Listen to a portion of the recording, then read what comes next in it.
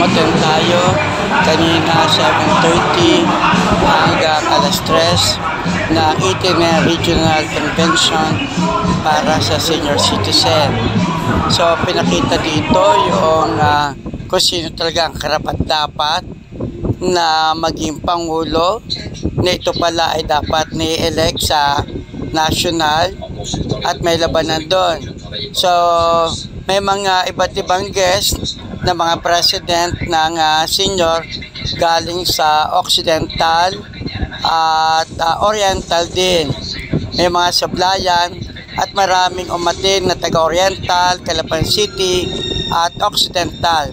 Sama-sama ang lahat ng senior citizen dito na dinaos para malaman ang bawat detalye ng mga benepisyon dapat tanggapin ng pagiging senior citizen.